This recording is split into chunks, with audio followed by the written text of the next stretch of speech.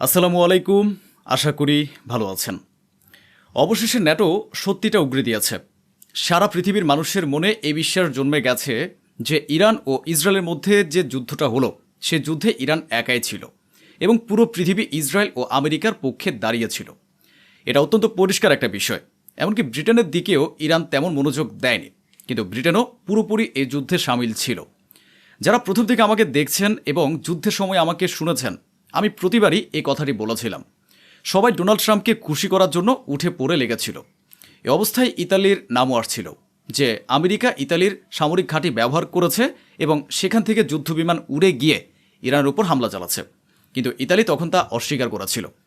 ইতালির প্রধানমন্ত্রী মেলানি পরিষ্কার বলে দিয়েছিলেন যে না, এমনটা নয়। কিন্তু আজ ন্যাটোর এই চিফ ফক্স নিউজে বসে আছেন। আমেরিকার শীর্ষ চ্যানেল হলো এই ফক্স নিউজ। সেখানে বসে থাকা এই ব্যক্তিটি কোনো ছোটোখাটো মানুষ নন, স্বয়ং ন্যাটোর চিফ। আর এটি একটি দায়িত্বশীল পদ। তিনি কোনো কথাই বাতাসে উড়িয়ে বলতে পারেন না। এমন পরিস্থিতিতে ন্যাটোর এই চিফ বলেছেন 500টি যুদ্ধবিমান, 500টি ফাইটার জেট ইতালি থেকে, ইতালির ঘাঁটি থেকে ইরানের উপর হামলা করার জন্য উড়াল দিয়েছিল। এমনিতেই তো তিনি অনেক কথাই বলেছেন, কিন্তু এই কথাটি কতটা বড় ছিল? শুধু ইতালির মাটি থেকেই 500টি ফাইটার জেট, অবশ্যই একসঙ্গে নয়। পরিষ্কার বিষয় এই যে আজ 50টি উড়ল, কাল 100টি উড়ল, এভাবে। কারণ এটি 41 দিনের যুদ্ধ ছিল।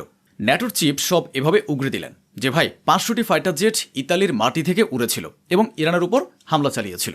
দেখতে দেখতে এই খবরে উত্তেজনা বেড়ে গেল, সবার কান খাড়া হয়ে গেল। ইরানের নজর গেল এর উপর। তৎক্ষণাৎ অন্য কোথাও থেকে কোনো প্রতিক্রিয়া আসার আগেই ইতালি কেঁদে ফেলল।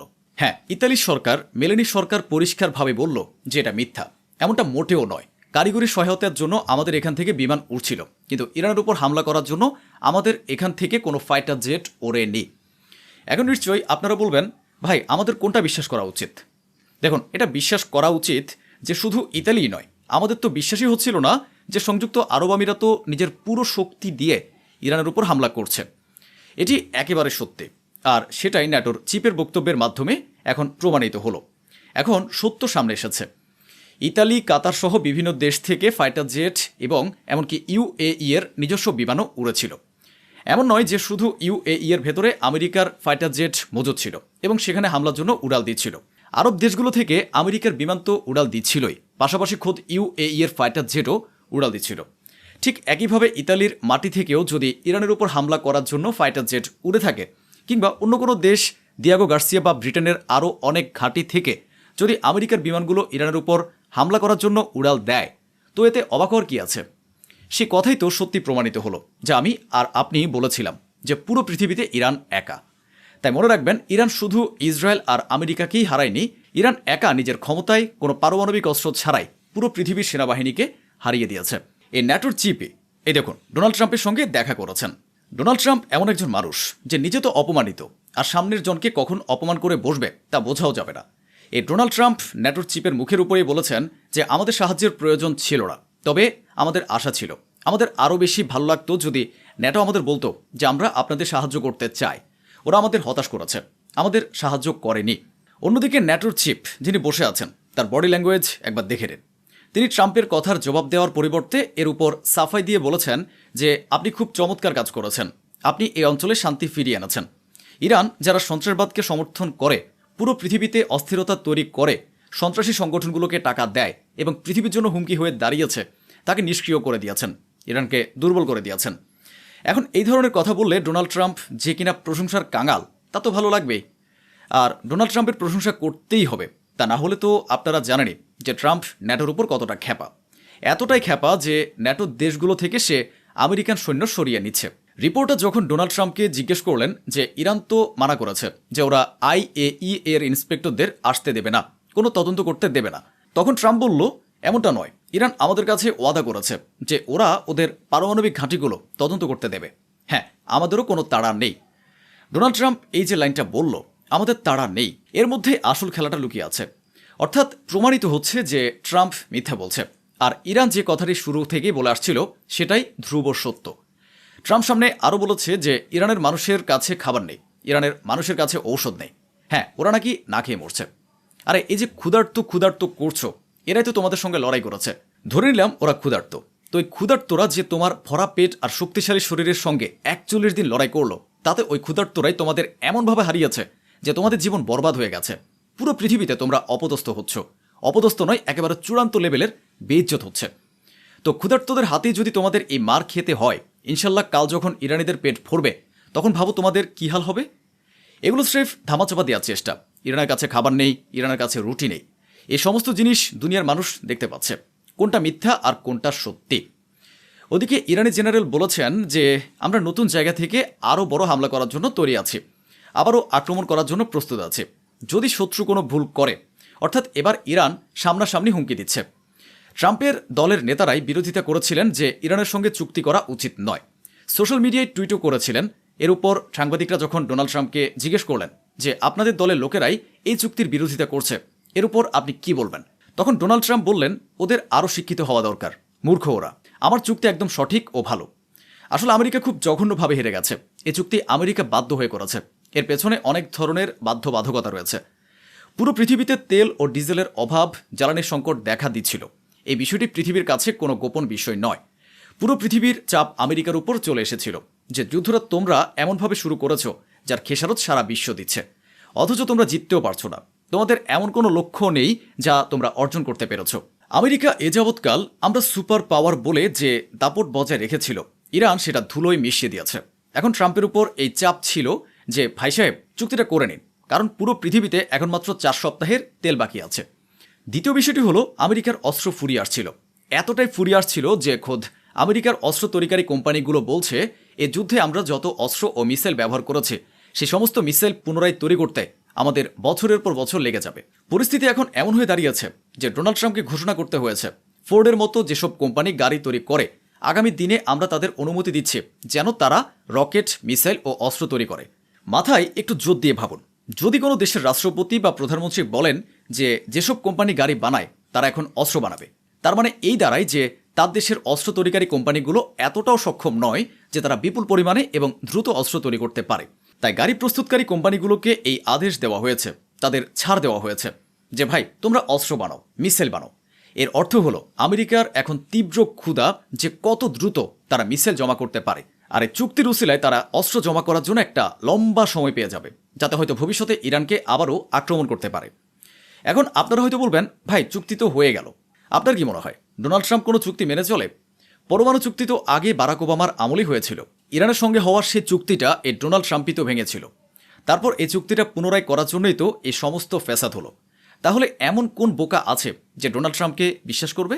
এই যে যুদ্ধটা হলো, এই যুদ্ধের মাধ্যমে ইরান আরও শক্তিশালী হয়ে দুনিয়ার সামনে উঠে এসেছে। বড় বড় দেশ এখন ইরানের সঙ্গে বন্ধুত্ব করতে চাচ্ছে। এখনকার আপডেট হলো ইরানের পার্লামেন্ট স্পিকার জনাব গালিবাফ চীন সফর করতে যাচ্ছেন। এ সফরে চীন ও ইরানের মধ্যে বেশ কিছু বড় বড় চুক্তি হতে পারে অস্ত্র এবং ফাইটার জেটের চুক্তিও হয়ে যাবে।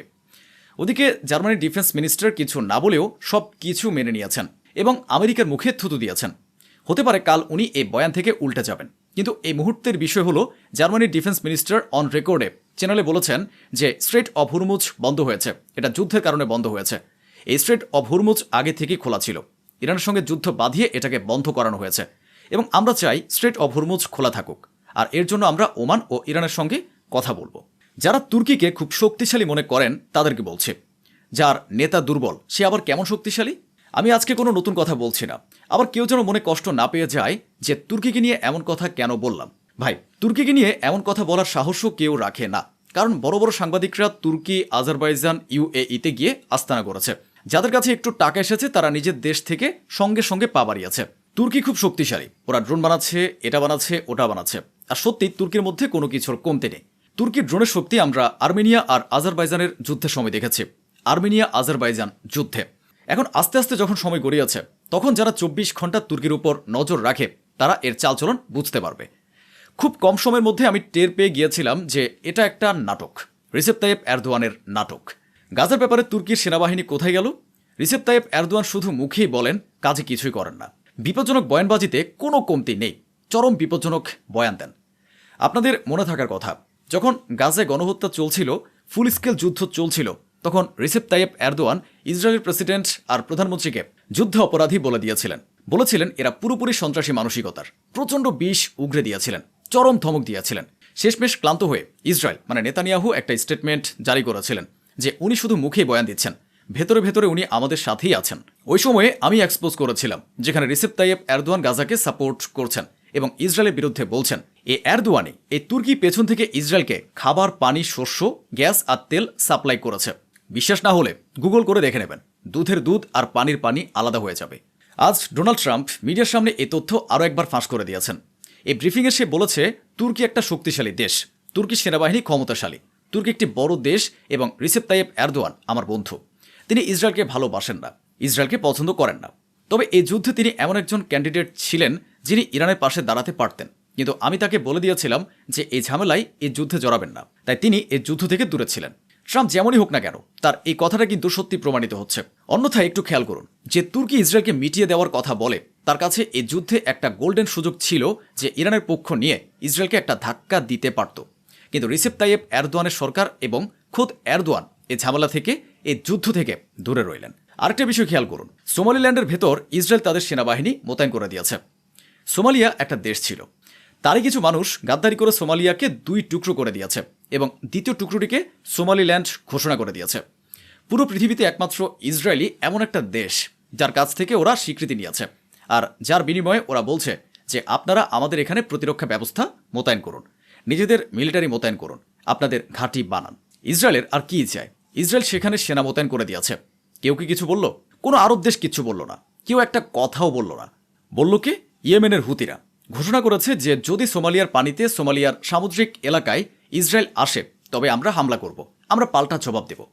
ওদিকে ইরানের প্রেসিডেন্ট পেজেশকিয়ান বলেছেন যে শত্রুদের মনে হচ্ছিল তারা 3 দিনের মধ্যে আমাদের বিরুদ্ধে জিতে যাবে, কিন্তু আজ পুরো পৃথিবীতে আমরা এক মহাশক্তি হিসেবে আত্মপ্রকাশ করেছি। এদিকে ইরানের ভেতরেও কিছু না কিছু ঘটনা ঘটছে। ইরানের সীমান্তেও সন্ত্রাসী হামলা হচ্ছে। সীমান্তে হওয়া আত্মঘাতী হামলায় এই দেখুন ইরানের একজন সেনার মৃত্যু হয়েছে। অন্যদিকে মেলানি বলেছেন আমরা আয়াতুল্লাহর রেজিমকে পরমাণু অস্ত্র অর্জন করতে দিতে পারি না, ওদের কাছে আগে থেকে লং রেঞ্জের মিসাইল রয়েছে। তো ভাই, কে বলেছে যে আমাদের পরমাণু চাই? ইরান এই যুদ্ধে দেখিয়ে দিয়েছে যে বাছা, পরমাণু বোমার তো কোনো প্রয়োজনই নেই, বরং আমাদের মিসাইলগুলোই পরমাণু অস্ত্রধারী দেশগুলোকে তছনছ করে দেওয়ার জন্য যথেষ্ট। কিন্তু এই কথাগুলো মেলানিকে বলতেই হবে, কারণ ডোনাল্ড ট্রাম্পকে খুশি তো রাখতেই হবে।